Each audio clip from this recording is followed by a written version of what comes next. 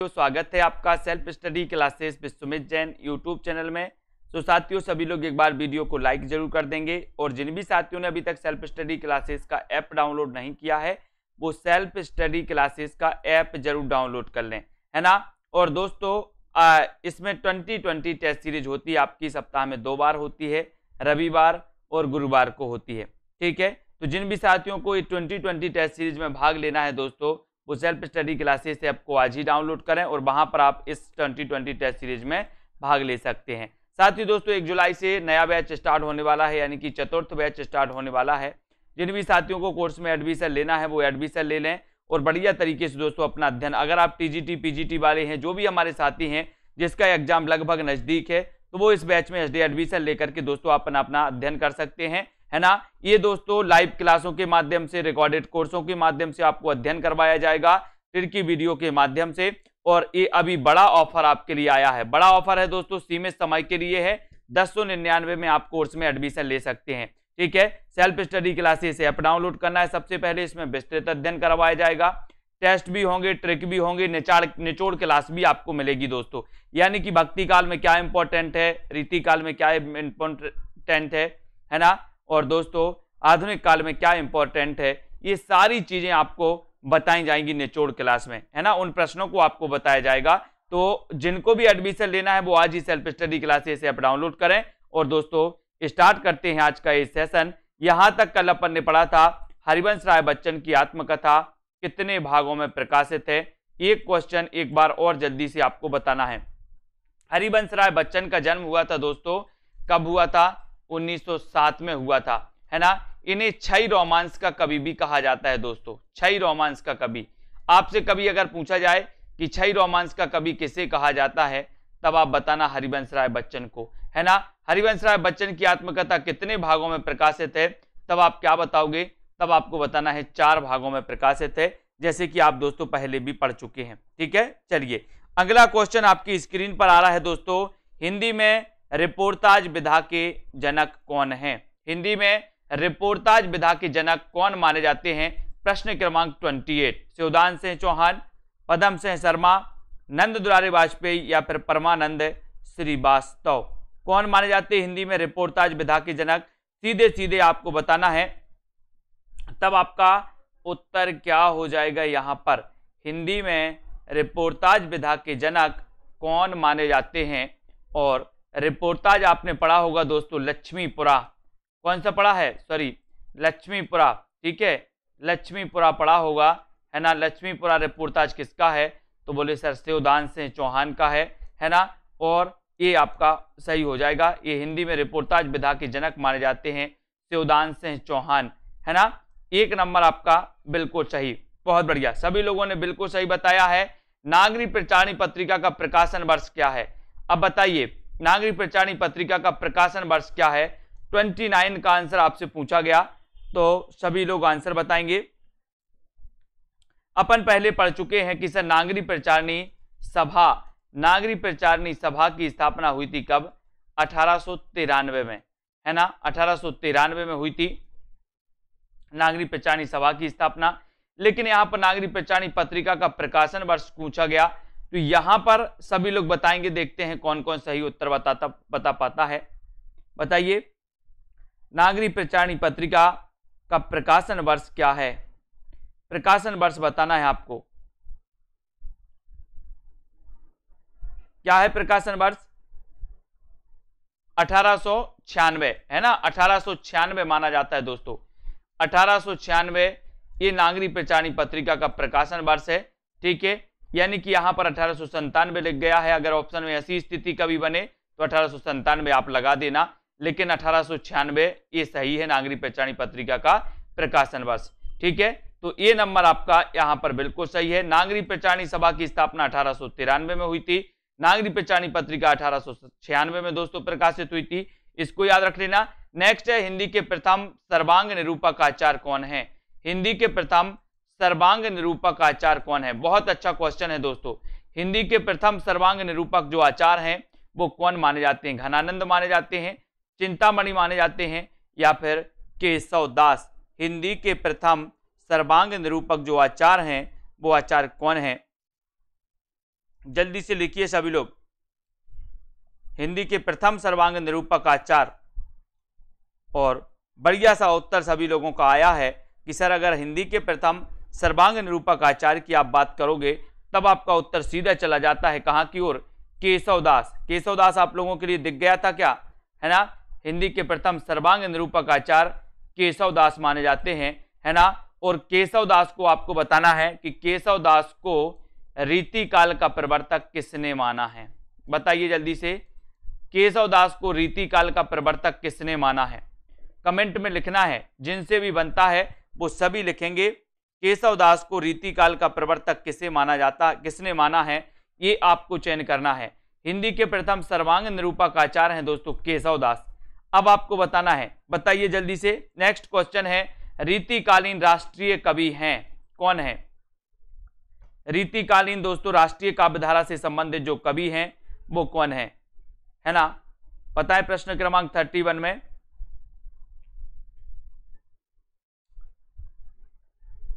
केशवदास को, रश्मि पाठक जी, केशवदास को रीतिकाल का प्रवर्तक माना है किसने माना है, डॉक्टर नगेंद्र ने। किसने माना है, डॉक्टर नगेंद्र ने। याद रख लेना, डॉक्टर नगेंद्र ने माना है, ये भी आपको याद रखना है ना। बहुत बढ़िया, और बिल्कुल सही, श्याम सुंदर दास और नगेंद्र। ठीक है, तो रीतिकालीन राष्ट्रीय कवि कौन है ये आपसे पूछा गया, तब आप क्या उत्तर लगाओगे, आपको लगाना है दोस्तों उत्तर, क्या लगाओगे, डी, वीर रस के कवि थे भूषण, रीतिकालीन, है ना। और 4 नंबर आपका बिल्कुल सही हो जाता है। भूषण के बारे में आपने पढ़ा होगा, शिवराज भूषण, इनका एक लक्षण ग्रंथ है दोस्तों, शिवराज भूषण, है ना। तो शिवराज भूषण किसका लक्षण ग्रंथ है, भूषण जी का है ना। और इस शिवराज भूषण में दोस्तों 105 अलंकार हैं, है ना। ये भी आपको याद रख लेना, 105 अलंकारों का वर्णन किया गया, 105 अलंकार, है ना, ये भी आपको याद रख लेना। अब आपको बताना है दोस्तों भाषा भूषण किसकी रचना है, भाषा भूषण किसकी रचना है, जल्दी से लिखो सभी लोग, भाषा भूषण किसकी रचना है, फटाक से। अगर आपसे बनता है तो कमेंट में आपको लिखना है। शुक्ल ने चिंतामणि को माना है, रामचंद्र शुक्ल ने चिंतामणि को माना रीतिकाल का प्रवर्तक। अब आपको बताना है भाषा भूषण, भाषा भूषण बताना ये किसकी रचना है, जल्दी से कमेंट में लिखो। और आपको बताना है अलक शतक और तिलक शतक के रचयिता कौन है, अलक शतक और तिलक शतक के रचनाकार कौन है।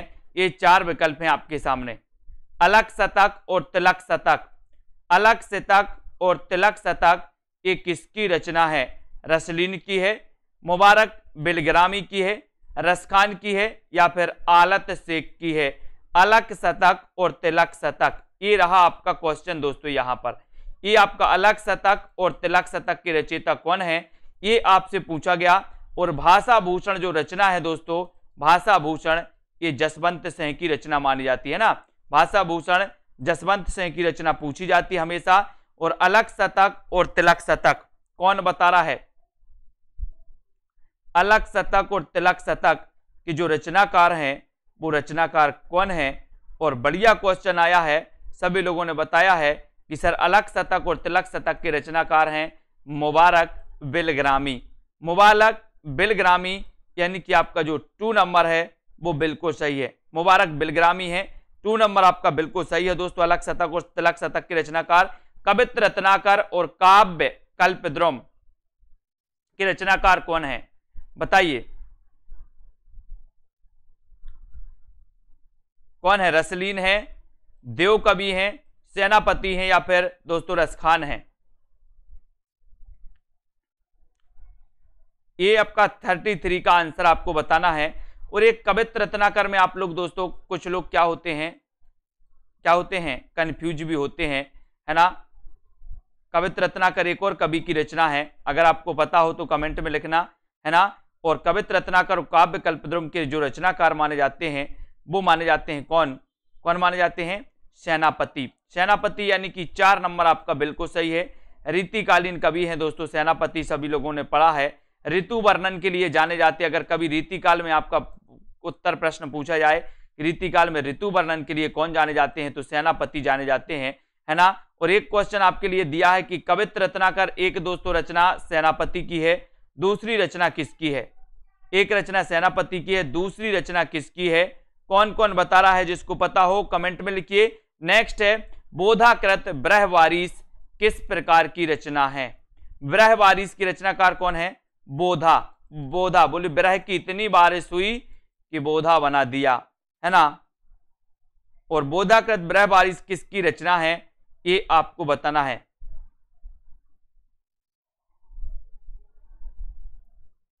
माता प्रसाद, बहुत बढ़िया ममता रावत जी, माता प्रसाद की है दोस्तों कवित्र रत्नाकर। मैंने आपको कई बार बताया है माता प्रसाद किसकी है? माता प्रसाद की है। माता प्रसाद की भी रचना है कवित्र रत्नाकर, है ना। अब यहां पर बोधाकृत ब्रहवारिस किस प्रकार की रचना है ये आपको बताना है।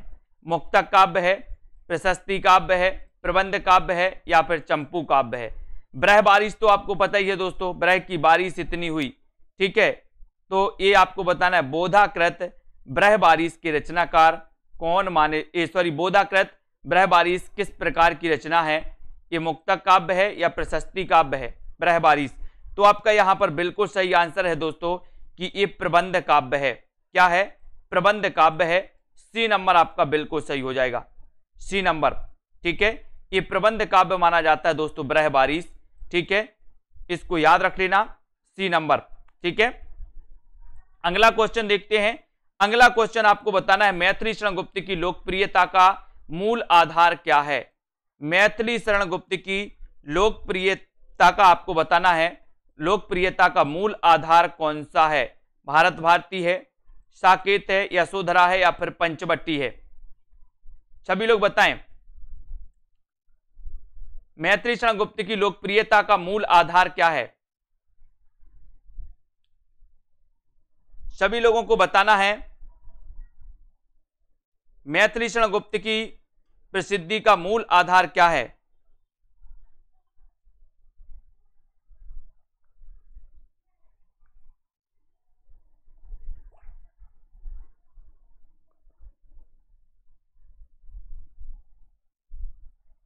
मैथिली शरण गुप्त की लोकप्रियता का मूल आधार कौन सा है आपको बताना है। सभी लोग बताएंगे।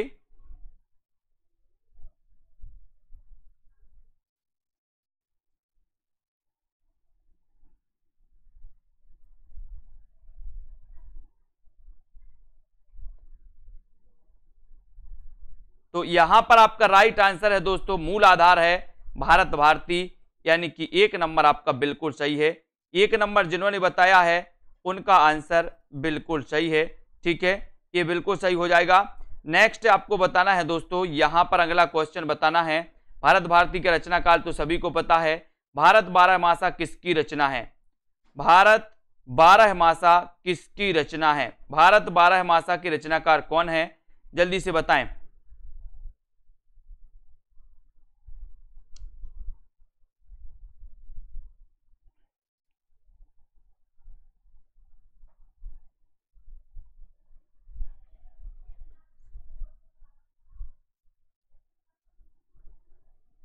भारत बारहमासा के रचनाकार कौन माने जाते हैं ये आपको बताना है। अच्छा क्वेश्चन है दोस्तों, प्रश्न क्रमांक 36 में आपको चयन करना है, उत्तर क्या हो जाएगा?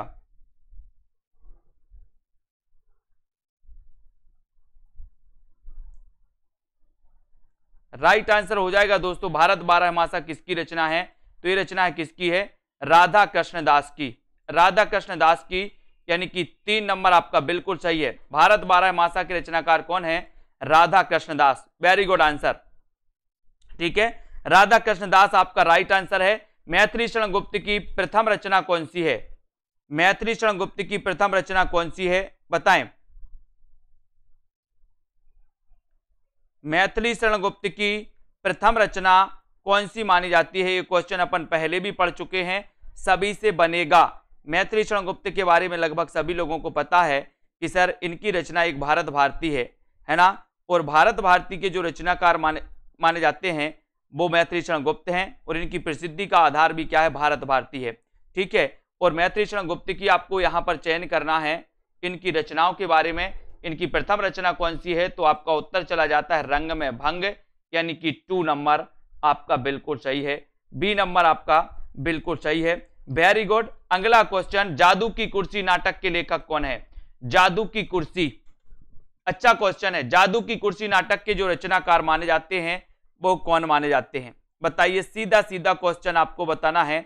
जादू की कुर्सी बलराज साहनी है, रांगे राघव है, भीष्म साहनी है, या फिर मुद्रा राक्षस है? सीधा आपको बताना है जादू की कुर्सी नाटक के लेखक कौन है। देखते हैं किस पे उत्तर बनता है दोस्तों, है ना। जादू की कुर्सी आपको बताना है, और ये जादू की कुर्सी बोले सर बलराज साहनी, किसकी है कृति? ये बलराज साहनी की। ये नंबर आपका बिल्कुल सही हो जाएगा, ये नंबर बलराज साहनी की कृति है। अगले क्वेश्चन की ओर बढ़ेंगे। औरंगजेब की आखिरी रात एकांकी के रचनाकार कौन है? औरंगजेब की आखिरी रात एकांकी के रचनाकार आपको चयन करना है। ये रचना किसकी है दोस्तों? औरंगजेब की आखिरी रात, औरंगजेब की आखिरी रात के रचनाकार कौन है? औरंगजेब की आखिरी रात एकांकी है, और एकांकी ये किसकी है ये भी आपको बताना है।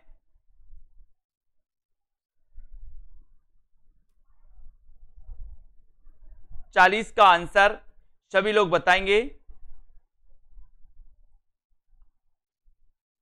औरंगजेब की आखिरी रात, और औरंगजेब की आखिरी रात के जो रचनाकार हैं वो रचनाकार कौन है?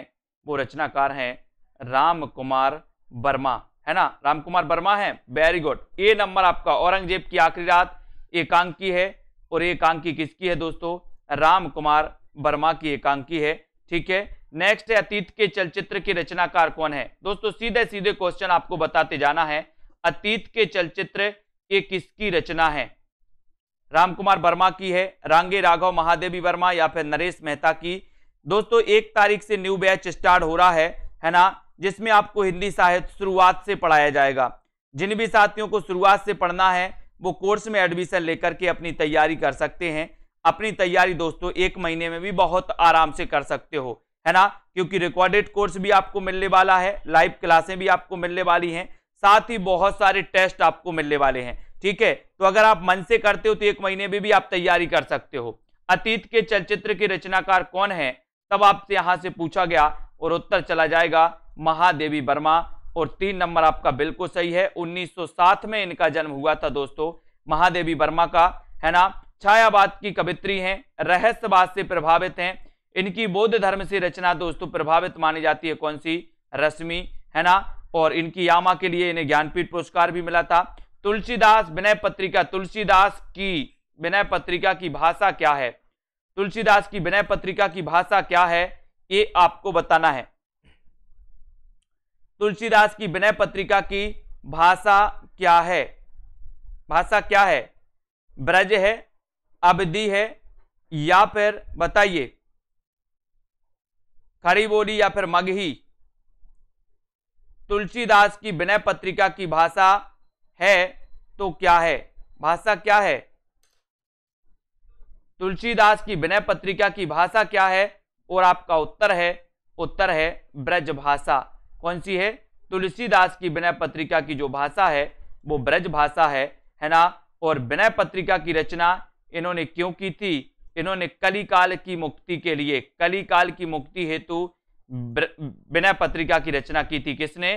तुलसीदास ने। ये भाषा पूछा ही जाता है, ठीक है, तो ये भी अपन को याद करना है। कलिकाल की मुक्ति हेतु की थी, ये भी आपको याद रख लेना। काव्य विवेक के रचनाकार कौन है?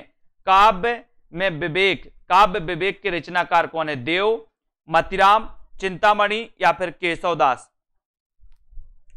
काव्य विवेक के रचनाकार कौन माने जाते हैं ये भी आपको बताना है।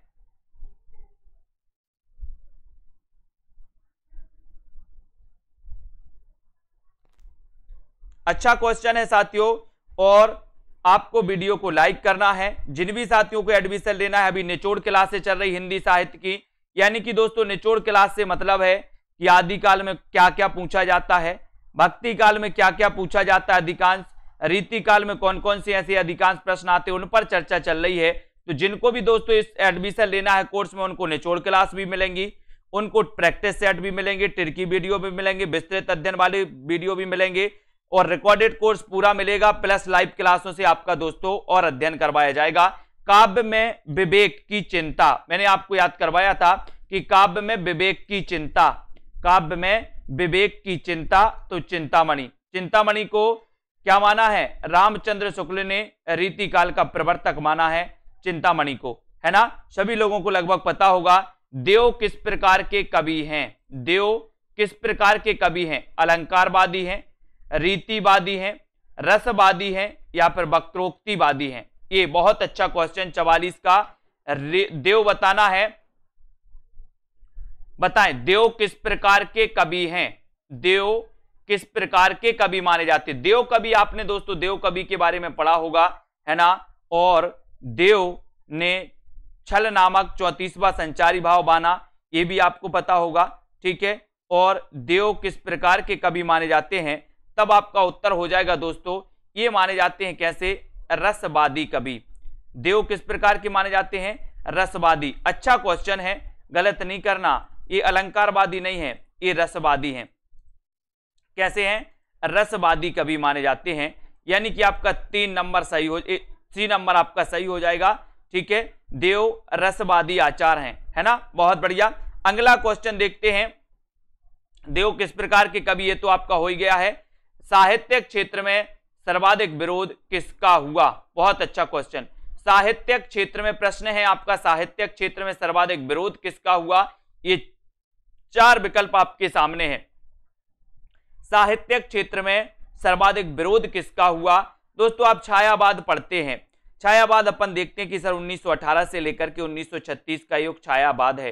छायावाद के प्रवर्तक जयशंकर प्रसाद हैं। आचार्य रामचंद्र शुक्ल ने मुकुटधर पांडे को माना है। छायावाद के 4 आधार स्तंभों में जयशंकर प्रसाद, निराला, महादेवी वर्मा, पंत को लिया जाता है। छायावाद के दोस्तों आपको पता है कि प्रमुख आधार स्तंभों में निराला का नाम भी लिया जाता है। और अगर बात करें कि सबसे ज्यादा विरोध किसका हुआ, तो आपका उत्तर हो जाएगा क्या, निराला, निराला, है ना। छायावाद में सबसे ज्यादा विरोध किसका हुआ, तो उत्तर होता है निराला। और छायावाद का सबसे ज्यादा विरोध किसने किया, तो छायावाद का सबसे ज्यादा विरोध किया था दोस्तों किसने, महादेवी वर्मा ने। छायावाद का सबसे ज्यादा विरोध किया था महादेवी वर्मा ने। और छायावाद में सबसे ज्यादा विरोध हुआ था तो वो हुआ था निराला जी का, ये भी अपन को याद करना है। अगला क्वेश्चन है, मैं उस जनपद का कवि हूं, काव्य रचना किसकी है। मैं उस जनपद का कवि हूं, ये इसके रचनाकार कौन है, जल्दी से आपको बताना है। मैं उस जनपद का कवि हूं, ये किसकी रचना है। मैं उस जनपद का कवि हूं, ये रचना किसकी है, कमेंट में लिखिए। त्रिलोचन की है, निराला, दिनकर या फिर दोस्तों नागार्जुन की।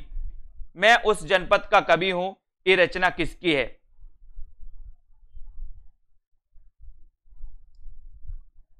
सभी लोगों को कमेंट में लिखना है। और अच्छा क्वेश्चन है, बढ़िया क्वेश्चन है, सभी लोग आंसर बताएंगे और बोले सर ये जो रचना है मैं उस जनपद का कवि हूं, ये रचना है किसकी, त्रिलोचन जी की। किसकी रचना है, त्रिलोचन जी की है, ठीक है। बहुत बढ़िया आंसर सभी लोगों का, त्रिलोचन सही आ गया। त्रिलोचन का वास्तविक नाम क्या था दोस्तों, वासुदेव सिंह, है ना, वासुदेव सिंह, वेरी गुड।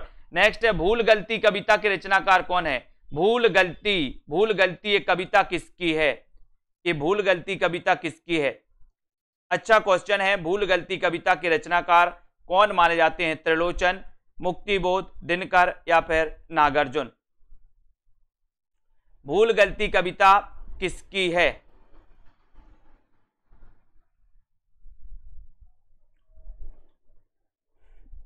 और राइट आंसर आपका बिल्कुल सही आंसर है कि सर भूल गलती कविता अगर आपने पूछा है तो इसका सही उत्तर हो जाएगा। देखते हैं कौन कौन सही उत्तर बताता है।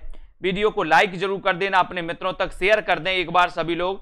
और भूल गलती से अपन ने पढ़ा था कि सर भूल गलती से क्या हो गई, मुक्ति हो गई, मुक्ति।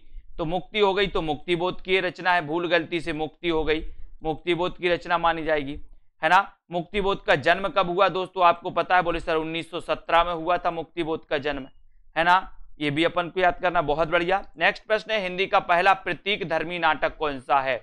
बहुत अच्छा क्वेश्चन, हिंदी का पहला प्रतीक धर्मी नाटक कौन सा है। हिंदी का पहला प्रतीक धर्मी नाटक कौन सा है। कामना, रजत शिखर, आषाढ़ का एक दिन या फिर वत्सराज। हिंदी का पहला प्रतीकधर्मी नाटक कौन सा माना जाता है? सेल्फ स्टडी क्लासेस ऐप किस किसने डाउनलोड नहीं किया? ऐप जरूर डाउनलोड करें। 2020 टेस्ट सीरीज आपके लिए फ्री रखी गई है ना? फ्री में आप दोस्तों उसमें पढ़ सकते हो, उसमें टेस्ट लगा सकते हो, बहुत सारे टेस्ट भी उपलब्ध हैं उसमें, ठीक है। तो यहां पर हिंदी का पहला प्रतीकधर्मी नाटक आपसे पूछा गया है और आपका सही उत्तर कौन सा हो जाएगा? राइट आंसर है दोस्तों आपका कौन सा? प्रतीकधर्मी कामना। और कामना नाटक के रचनाकार कौन है? तो लगभग सभी लोगों को पता है कि सर कामना जो है ये जयशंकर प्रसाद का है और जयशंकर प्रसाद का ये प्रतीकधर्मी नाटक माना जाता है। और इस कामना नाटक के आधार पर ही कामायनी दोस्तों महाकाव्य लिखा गया। और कामायनी महाकाव्य कब लिखा गया? तो 1935 में लिखा गया, ठीक है। 1935 में। कामायनी में कितने सर्ग हैं? बोले सर 15 सर्ग हैं, है ना। और ये कामना नाटक पर आधारित है और हिंदी का पहला प्रतीकधर्मी जो नाटक है वो कामना माना जाता है। एक क्वेश्चन आपके लिए दिया जाता है, जयशंकर प्रसाद का प्रथम नाटक कौन सा है? बताना है सभी लोगों को। अगला क्वेश्चन है, ललित निबंधकार के रूप में किसे प्रसिद्धि मिली? बहुत अच्छा क्वेश्चन। ललित निबंधकार के रूप में किसको प्रसिद्धि मिली? एक अच्छे क्वेश्चन, बहुत ही अच्छे क्वेश्चन आप लोगों के लिए प्रैक्टिस के लिए आए हैं। ललित निबंधकार के रूप में किसे प्रसिद्धि मिली? अज्ञेय को, सरदार पूर्ण सिंह को, विद्यानिवास मिश्र को या फिर रामचंद्र शुक्ल को? बताइए, ललित निबंधकार के रूप में किससे प्रसिद्धि मिली? ये आपको बताना है। अज्ञेय, सरदार पूर्ण सिंह, विद्यानिवास मिश्र या फिर दोस्तों रामचंद्र शुक्ल। और लगभग सभी को पता है कि सर जयशंकर प्रसाद का प्रथम नाटक माना जाता है सज्जन, है ना। और ललित निबंधकार के रूप में किसे प्रसिद्धि मिली? अगर ऐसा क्वेश्चन आपसे पूछा जाता है तब आपका सीधा उत्तर चला जाता है, क्या चला जाता है? बताइए। उत्तर बिल्कुल सही हो जाता है आपका विद्यानिवास मिश्र। विद्यानिवास मिश्र आपका राइट आंसर हो जाता है। सभी लोग लाइक जरूर करें, सेल्फ स्टडी क्लासेस ऐप को जरूर डाउनलोड कर लें। ललित निबंधकार के रूप में किसे प्रसिद्धि मिली? तो वो मिली विद्यानिवास मिश्र को। 3 नंबर आपका बिल्कुल सही हो जाएगा, सी नंबर आपका बिल्कुल सही हो जाएगा। दीवार में एक खिड़की रहती थी उपन्यास की रचना किसने की? दीवार में एक खिड़की रहती थी उपन्यास की रचना किसने की? अज्ञेय ने, सरदार पूर्ण सिंह ने, अरुण या फिर विनोद कुमार शुक्ल ने? दीवार में एक खिड़की रहती थी उपन्यास की रचना किसने की? उपन्यास की रचना किसने की? बताएं। दीवार में एक खिड़की रहती थी, इतना अच्छा उपन्यास है दोस्तों, है ना। और ये उपन्यास कौन है ये आपको बताना है। दीवार में एक खिड़की रहती थी। और सेल्फ स्टडी क्लासेस ऐप जिनने भी डाउनलोड नहीं किया वो डाउनलोड जरूर याद रख लेना है, ठीक है। उत्तर आपका सही उत्तर है दोस्तों विनोद कुमार शुक्ल, है ना। विनोद कुमार शुक्ल आपका 4 नंबर जो है ये बिल्कुल सही है ना। दीवार में एक खिड़की रहती थी, ये विनोद कुमार शुक्ल का दोस्तों क्या है? ये रचना है, यानी 4 नंबर आपका बिल्कुल सही है। नेक्स्ट है, गोदान में होरी की बेटी का नाम क्या है? अच्छा क्वेश्चन है। गोदान में होरी की बेटी का नाम क्या है? सिलिया, झुनिया, सोना या फिर धनिया? गोदान में होरी की बेटी का नाम क्या है? गोदान में होरी की बेटी का नाम क्या है? ये सभी लोग बताएंगे। उत्तर बताना है सिलिया है, झुनिया है ना, या फिर दोस्तों धनिया है। गोदान उपन्यास आपने पढ़ा होगा, प्रेमचंद जी का उपन्यास है, ग्रामीण जीवन का महाकाव्य इस उपन्यास को कहा जाता है। और इस उपन्यास में होरी की बेटी का नाम क्या है ये अगर आपसे पूछा गया तब आपका सीधा उत्तर होना चाहिए क्या नाम है? बहुत बढ़िया आंसर आ रहा है सभी का। बोले सर उसका नाम है क्या? सोना। क्या नाम है? सोना बाबू। सोना बाबू करते ना हैं, सोना, ठीक है। तो आपका उत्तर चला जाएगा सी की तरफ, सोना आपका सही हो जाएगा, ठीक है। बहुत बढ़िया, है ना। मेरी सोना से वो नहीं पढ़ी, किससे बात करनी वो वाला, है ना, कौन बोलता बाबू? सोना, सोना याद रख लेना, ठीक है। अगला क्वेश्चन, हिंदी में अंग्रेजी ढंग का पहला मौलिक उपन्यास किससे माना गया? बहुत अच्छा क्वेश्चन है दोस्तों। हिंदी में अंग्रेजी ढंग का पहला मौलिक उपन्यास किससे माना गया है? नूतन ब्रह्मचारी, रहस्य कथा को, त्रिवेणी या फिर परीक्षा गुरु? बताइए हिंदी में अंग्रेजी ढंग का पहला मौलिक उपन्यास किससे माना गया? ऐसा क्वेश्चन आता है, आपसे नॉर्मली पूछा जाता कि हिंदी का प्रथम उपन्यास कौन सा है, आपसे सीधा आता है कि हिंदी में अंग्रेजी ढंग का, या यहां पर यह भी बता देते कि आचार्य रामचंद्र शुक्ल ने हिंदी में अंग्रेजी ढंग का पहला मौलिक उपन्यास किससे माना है। ठीक है, ये आपको बताना है। तो हिंदी में अंग्रेजी ढंग का पहला मौलिक जो उपन्यास माना है वो माना है कौन सा है? परीक्षा गुरु है। सन और बता दो इसका, परीक्षा गुरु का क्या है ना? तो आपका 4 नंबर बिल्कुल सही हो जाता है, चौथा नंबर आपका राइट आंसर हो जाता है। नारी तुम केवल श्रद्धा हो पंक्ति किसकी रचना है? नारी तुम केवल श्रद्धा हो पंक्ति के रचनाकार कौन? पंक्ति जो है दोस्तों कहां से ली गई है ये बताना है। कामायनी से ली गई, साकेत से ली गई, चंद्रगुप्त से ली गई, या फिर भारत भारती से ली गई। नारी के तुम केवल श्रद्धा हो, इस पंक्ति के रचनाकार कौन है और ये पंक्ति कहां से ली गई है ये भी आपको बताना है। बताएं सभी लोग, नारी तुम केवल श्रद्धा हो पंक्ति किसकी है? आपका सही उत्तर चला जाएगा दोस्तों कि ये जो पंक्ति ली गई है वो कहां से ली गई है? वेरी गुड, कामायनी से ली गई। अब कामायनी से ली गई तो इसका रचनाकाल 1935 लगभग सभी को पता है ना। अब इसमें श्रद्धा किसका प्रतीक है? श्रद्धा का बताना है आपको, किसका प्रतीक है दोस्तों बताइए। ये नारी केवल तुम श्रद्धा हो है ना, आपको बताना है, जल्दी से बताएं श्रद्धा किसकी प्रतीक है। और यहां पर कामायनी श्रद्धा का है ना, सभी लोग बताएंगे। अगला क्वेश्चन है ब्रंद सत्सई की विषय वस्तु क्या है? ब्रंद सत्सई की विषय वस्तु क्या है? नायिका भेद है, नीति है, भक्ति है, या इनमें से कोई नहीं? अच्छा क्वेश्चन, ब्रंद सत्सई की विषय वस्तु क्या मानी जाती है? ब्रंद सत्सई की विषय वस्तु क्या है ये आपको चयन करना है। और एक और अच्छा क्वेश्चन आपके लिए दिया गया है, सभी लोग लाइक जरूर कर लें, self study classes app download कर लें दोस्तों, आपको बहुत हेल्पफुल रहेगा। आपका एग्जाम 1 महीने में, 1.5 महीने में जब भी हो दोस्तों, आपके लिए इंपॉर्टेंट रहेगा। और यहां पर ब्रंद सत्सई आपसे पूछा गया तो आपके ब्रंद के दोहे अपन ने पढ़े हैं, नीति संबंधित हैं, तो ये नीति यानी कि 2 नंबर है ना। यहां ब्रंद सत्सई की विषय वस्तु क्या है? तो नीति है, 2 नंबर आपका बिल्कुल सही हो जाएगा। तुलसीदास किसकी काव्य रचना है दोस्तों? तुलसीदास किसकी काव्य रचना है? और ये क्या है तुलसीदास? एक खंड काव्य है दोस्तों है ना। काव्य रूप अगर कभी पूछा जाए तो तुलसीदास किसकी काव्य रचना है? प्रश्न क्रमांक 56 में आपको चयन करना है। और जल्दी से एक बार लाइक जरूर करते जाएं, अंगूठा दबाते जाएं दोस्तों, अपने मित्रों तक शेयर करते जाएं। ये रचना कितनी बार पूछी गई कि तुलसीदास किसकी काव्य रचना है? ये कई बार पूछी गई, तो आपको बताना भी है किसकी है। पंत की है, निराला की है, जयशंकर प्रसाद, या फिर दोस्तों नरेश मेहता की है ना। श्रद्धा हृदय की प्रतीक मानी जाती है, बिल्कुल सही आंसर। और बहुत सारे लोगों ने बताया कि सर तुलसीदास एक कवि का भी नाम है, तुलसीदास एक खंड काव्य रचना है दोस्तों, और ये रचना किसकी है? निराला की है, और पूछी भी कई बार गई है। Very good answer. संशय की एक रात के लेखक कौन है? संशय की एक रात के लेखक कौन है? प्रश्न क्रमांक 57 में आंसर आपको चयन करना है। निराला की है, पंत की, जयशंकर प्रसाद की, या फिर नरेश मेहता। संशय की एक रात ये किसकी रचना मानी जाती है? इतना इंपॉर्टेंट क्वेश्चन आपसे पूछा गया है कि ये क्वेश्चन आता ही है। तो सभी लोग लाइक करके, शेयर करके आगे बढ़ेंगे अपने मित्रों तक। संशय की एक रात के लेखक कौन है? जिन्होंने self study classes app download नहीं किया वो ऐप डाउनलोड कर लें। और जल्दी ही दोस्तों अभी 1099 का ऑफर है आपके लिए, ये ऑफर जल्दी ही समाप्त हो जाएगा। अभी इस ऑफर का लाभ लेते हुए आप अध्ययन कर सकते हैं, आपको 3000 4000 फीस नहीं भरनी अब है ना, केवल 1099 भरनी है। संशय की एक रात नरेश मेहता की रचना है, 4 नंबर आपका बिल्कुल सही हो जाएगा।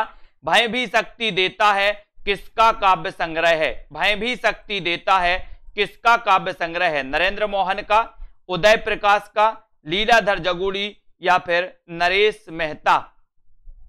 भय भी शक्ति देता है, भय भी शक्ति देता है, बताइए 58 का आंसर ये किसका काव्य संग्रह है? भय भी शक्ति देता है काव्य संग्रह के रचनाकार कौन माने जाते हैं? उत्तर आपको चयन करना है, उत्तर आपको बताना है। तो सभी लोग बताएंगे और एक बार लाइक करते हुए आगे बढ़ना है अपन को। ठीक है, और शेयर भी कर देना है दोस्तों। ये जो रचना है भाई भी शक्ति देता है, ये कैसे शक्ति देता, बोले सर जुगाड़ से शक्ति देता है, जुगाड़ से, भाई भी जुगाड़ से शक्ति देता है, तो जुगाड़ से जगूड़ी, जगूड़ी हो जाएंगे, है ना। भाई भी शक्ति देता है कैसे, जुगाड़ से, तो लीलाधर जगूड़ी, है ना। पहाड़ पर लालटेन पड़ी होगी इनकी एक रचना दोस्तों, आपने पहाड़ पर लालटेन, है ना। और दोस्तों भाई भी शक्ति देता है लीलाधर जगूड़ी, है ना। Very good. नेक्स्ट है भवानी प्रसाद मिश्र की कविताएं किस सप्तक में प्रकाशित हुई थी। भवानी प्रसाद मिश्र, और भवानी प्रसाद मिश्र का जन्म अपन ने पढ़ा था दोस्तों 1914 में हुआ था, है ना। और इनकी कविताएं किस सप्तक में प्रकाशित हुई ये भी आपको बताना, पहला तार सप्तक, दूसरा तार सप्तक, है ना, तीसरा सप्तक या चौथा सप्तक, किस तार सप्तक में दोस्तों ये प्रकाशित हुई थी भवानी प्रसाद मिश्र की रचनाएं, बताएं। अच्छा क्वेश्चन है, यहां पर आ जाओ। भवानी प्रसाद मिश्र की कविताएं किस, हाँ पहाड़ पर, हाँ बिल्कुल, वेरी गुड, पहाड़ पर लालटेन मंगलेश डबराल की है, सॉरी, है ना, पहाड़ पर लालटेन मंगलेश डबराल की है, सॉरी, ठीक है। भवानी प्रसाद मिश्र की कविताएं किस सप्तक में है, तब आपका उत्तर हो जाएगा, बोले हरि भवानी शकुन करे, और उत्तर चला जाता है दूसरा सप्तक, दूसरा सप्तक, यानी कि 2 नंबर आपका बिल्कुल सही है। भवानी प्रसाद मिश्र की कविताएं किस सप्तक में है, द्वितीय तार सप्तक में है। वेरी गुड, बहुत बढ़िया, ठीक है। पहाड़ पर लालटेन के रचनाकार मंगलेश डबराल हैं, है ना, लीलाधर जगूड़ी नहीं। याद रख लो, मेरे राम का मुकुट भीग रहा है किसका निबंध है, मेरे राम का मुकुट भीग रहा है, ये निबंध किसका है, ये आपको बताना है। विद्यानिवास मिश्र का है, कुबेर नाथ राय का, हरिशंकर परसाई का है, या फिर दोस्तों धर्मवीर भारती का है। मेरे राम का मुकुट भीग रहा है, ये बताइए, मुकुट भीग रहा है किसका निबंध है, किसका निबंध है, बताएं सभी लोग। विद्यानिवास मिश्र, कुबेर नाथ राय, हरिशंकर परसाई, धर्मवीर भारती, ठीक है, बहुत बढ़िया, बताएं। मेरे राम का मुकुट भीग रहा है, ये कई बार पूछा गया ये क्वेश्चन दोस्तों, मेरे राम का मुकुट भीग रहा है, बोले तुमने कैसे जाना, बोले हमने विद्या से जाना, कैसे जाना, विद्या से जाना, तो विद्यानिवास मिश्र, मेरे राम का मुकुट भीग रहा है, विद्यानिवास मिश्र, यानी कि आपका जो 1 नंबर है वो बिल्कुल सही आंसर चला जाता है। लाइक जरूर कर लेना, सेल्फ स्टडी क्लासेस ऐप को डाउनलोड जरूर कर लेना। ध्रुव स्वामिनी नाटक की रचना किसने की दोस्तों, ध्रुव स्वामिनी नाटक की रचना किसने की, जयशंकर प्रसाद ने, कुबेर नाथ राय, भारतेंदु हरिश्चंद्र, या फिर धर्मवीर भारती। ध्रुव स्वामिनी नाटक की रचना किसने की है ये आपको बताना है। और आपको पता होगा दोस्तों कि सेल्फ स्टडी क्लासेस ऐप में आपके लिए रविवार और गुरुवार 2 दिन बिल्कुल 2020 टेस्ट सीरीज फ्री होती है ना, फ्री होती है, तो उस टेस्ट सीरीज में भी आप भाग ले सकते हैं। पहले के बहुत सारे टेस्ट हैं वो भी आप दे सकते हैं, है ना। तो सेल्फ स्टडी क्लासेस आज ही ऐप डाउनलोड कर लें, और हिंदी साहित्य के कोर्स में 1099 में आप एडमिशन ले सकते हैं। मॉडल पेपर टीजीटी पीजीटी के 450 में दोस्तों, है ना, और हिंदी साहित्य की 3000 प्रश्नों की टेस्ट सीरीज मात्र आपको 400 रुपए में इसमें ले सकते हो, ठीक है। ध्रुव स्वामिनी नाटक की रचना के जो रचनाकार हैं दोस्तों वो कौन है, वो जयशंकर प्रसाद हैं। इनका जन्म कब हुआ था, 1889 में हुआ था। इनको भी अपन को याद रख लेना है, ठीक है, very good. Next question, Hindi का सर्वप्रथम गीत नाट्य कौन सा है, गीति नाट्य बताना है, गीति नाट्य कौन सा है। यहां पर 4 विकल्प हैं, प्रथम बताना है दोस्तों, आपको पता होगा, है ना। हिंदी का सर्वप्रथम गीति नाट्य कौन सा माना जाता है, अनग है, करुणालय है, प्रभात है, या फिर पंचवटी प्रसंग है। हिंदी का प्रथम गीति नाट्य कौन सा माना जाता है। और यहां पर आपको पता होगा दोस्तों कि ये जो गीति नाट्य है इसका रचना काल क्या है, 1913, और ये कौन सा है, करुणालय, बोले 13 करुणालय, 13 करुणालय, है ना। तो करुणालय ये गीति नाट्य है, और दोस्तों ये हिंदी का प्रथम गीति नाट्य माना जाता है ना। कुछ विद्वान पंचवटी प्रसंग को मानते हैं, है ना, लेकिन ये करुणालय आपका सही है। अधिकांश विद्वान और यही उत्तर सही होता है इस प्रकार के प्रश्नों में। कबूतर खाना किस एकांकीकार की रचना है, कबूतर खाना किस एकांकीकार की रचना है, विनोद रस्तोगी, मोहन राकेश, भुवनेश्वर, या फिर जगदीश चंद्र माथुर। कबूतर खाना किस एकांकीकार की रचना है, जल्दी से आपको बताना है। और ऐसे कौन से साथी हैं जिन्होंने self study classes app download नहीं किया, सभी लोग करें। 1 जुलाई से नया बैच स्टार्ट होने वाला है, यानी कि चतुर्थ बैच स्टार्ट होने वाला है दोस्तों। हिंदी साहित्य का, उस बैच में आप एडमिशन ले सकते हैं और पढ़ सकते हैं। ठीक है, और ये ऑफर है अभी 1099 का, तो इस ऑफर का लाभ आप ले सकते हो, है ना। तो कबूतर खाना किस एकांकीकार की रचना है, ये अगर आपसे पूछा गया तब आप उत्तर क्या लगाओगे? कबूतर खाना। आपने सुना होगा दोस्तों, कबूतर जा जा जा, है ना, बोले जगदीश चंद्र माथुर, है ना। तो कबूतर खाना एकांकी है जगदीश चंद्र माथुर की, यानी कि उत्तर आपका डी की ओर चला जाता है। डी नंबर आपका बिल्कुल सही हो जाता है। Very good. नेक्स्ट है, आधे अधूरे नाटक के प्रमुख स्त्री पात्र का नाम क्या है? आधे अधूरे नाटक किसका है? मोहन राकेश का है, सभी लोगों को पता है। इसके स्त्री पात्र का नाम क्या है, ये आपको बताना है। आधे अधूरे नाटक के स्त्री पात्र का नाम क्या है? मालती है, जया है, सावित्री है, या फिर अलका है?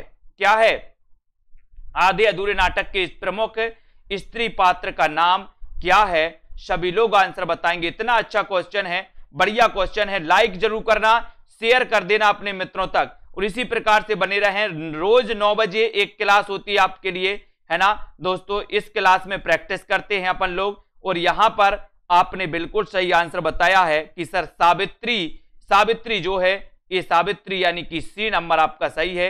ये आधे अधूरे नाटक की प्रमुख स्त्री पात्र का नाम है सावित्री, और 3 नंबर आपका बिल्कुल सही हो जाएगा। 3 नंबर राइट आंसर हो जाएगा। वेरी गुड, सभी को धन्यवाद। इसी प्रकार से पढ़ते रहें दोस्तों। ये 2020 टेस्ट सीरीज है, इसमें आप भाग ले सकते हैं। बोले सर कैसे ले सकते हैं? तो आपको सबसे पहले self study classes app download करना है। Self study classes app download करने के बाद आप दोस्तों इसमें अगर एडमिशन लेना तो एडमिशन ले सकते हो, नहीं तो इन टेस्ट सीरीज में आप भाग ले सकते हो। ठीक है, उसके बाद दोस्तों आपके लिए 1 जुलाई से चतुर्थ बैच स्टार्ट हो रहा है सेल्फ स्टडी क्लासेस में हिंदी साहित्य का, स्पेशली टीजीटी पीजीटी के लिए। ठीक है, और इसी प्रकार से अध्ययन करें, है ना। और दोस्तों बढ़ते रहें। रंजू जी और भी वीडियो हैं, आप दे सकते हैं, है ना। आपके पास अगर समय नहीं है तो और भी वीडियो है, उनको भी देखते जाएं आराम से, है ना। और ये समय नहीं, ये तो आराम से ही चलती है क्लास। ठीक है, और बड़ा ऑफर आपके लिए आया है 1099 का। 1099 के इस ऑफर के साथ आप दोस्तों इसमें एडमिशन ले सकते हैं। 9 बजे आइए, 9 बजे से आराम से पढ़िए और अध्ययन करते रहिए, है ना। और निरंतर जो अध्ययन करते हैं उन्हीं का सिलेक्शन होता है ना। जो दोस्तों सोचते हैं कि एग्जाम के 1 महीना पहले पढ़ लेंगे, आधा महीना या 10 दिन पहले पढ़ लेंगे, वो तो छोड़ दो, है ना। इसलिए हिंदी साहित्य के कोर्स में जिनको एडमिशन लेना है, विस्तृत टेस्ट ट्रिक निचोड़ क्लास तो ले सकते हैं और अध्ययन अपना कर सकते हैं। रामदयाल रचना जी, नवदीप सोनिया, मनीषा जी, कल्पना राममूरत जी, लक्ष्मी जी, डॉली सेठ जी, रमा जी, मोनिका मोहन, बीनू जी, लालदास, रंजू जी, रीना जी, पूजा जी, मनीषा, आकाश, उदय जी, लालदास, निरुपमा जी, दिनेश जी, अर्शदीप जी, सतीश जी, है ना, मंजू जी, मनीषा जी, अनीता, तनु जी, अमृता, लवली जी, बहुत बढ़िया, लालदास जी, ज्योति जी, नीता, गीतिका जी, बाल मुकुंद, भारती जी, विजय लक्ष्मी जी, सभी साथियों को धन्यवाद। कुबेर जी और लोकेश जी, अभय जी, ठीक है, पूजा जी, सरोज जी। 9:45 पर एक क्लास और आपकी आती है दोस्तों 10 मिनट की। उसके बाद दोस्तों 10 बजे एग्जाम पार में क्लास आती है, वो भी आप लोग करिए, है ना। और सेल्फ स्टडी क्लासेस ऐप में इस बड़े ऑफर का लाभ लेते हुए आगे बढ़िए और दोस्तों एडमिशन लेकर के आप अध्ययन कर सकते हैं। जिनको भी करना है वो आराम से कर सकते हैं, अच्छे से कर सकते हैं। सबसे बड़ी बात तो आपके लिए रिकॉर्डेड कोर्स भी रहेगा, लाइव क्लासें भी रहेंगी, तिरकी वीडियो भी रहेंगे दोस्तों, है ना, डाउट्स वाले वीडियो भी रहेंगे, उसमें टेस्ट भी रहेंगे, बहुत सारे टेस्ट भी हैं दोस्तों, है ना। तो उन टेस्टों के माध्यम से भी आप पढ़ सकते हो, ग्रुप भी है तो डिस्कशन भी आप कर सकते हो। ठीक है, सभी को धन्यवाद। इसी प्रकार से बबीता, ममता, मनीषा, रंजना, सीमा जी, जया जी, शशि, अजय शर्मा जी, निशा जी, उमेश जी, है ना, आरसी मलिक जी, और नमन, बेस्ट मोटिवेशन, याचना, कुबेर जी, सोनू सिंह जी, है ना, ललिता मौर्य जी, राधिका शर्मा जी, सभी साथी अध्ययन करें और दोस्तों बहुत अच्छे से टाइम निकाल के अध्ययन करें। मनीषा जी, अमृता जी, है ना, कीर्ति, याचना, आरसी मलिक जी, ठीक है, बहुत बढ़िया, है ना, ठीक है। और इसी प्रकार से अध्ययन करते हुए आपको अध्ययन करना है। शीला यादव जी, है ना, शर्मिला शर्मा जी, अभय यादव जी, गीतम जी, अशोक जी, ठीक है, अनीता यादव, पूजा वर्मा जी, सभी साथियों को धन्यवाद आज के इस वीडियो के लिए। 9 बजे आप रोज आइए और रोज पढ़िए इसी प्रकार से, ठीक है। मास्टर अधिगम, है ना, प्रवीण ओझा जी, अशोक जी, संदीप पटेल जी, ममता जी, वेरी गुड। सोनू जी, अंजू जोशी, विजय लक्ष्मी, शशि, प्रमोद जी, मनीषा जी, शशि त्रिपाठी जी, ममता, रितु जी। ठीक है, धन्यवाद। जय हिंद।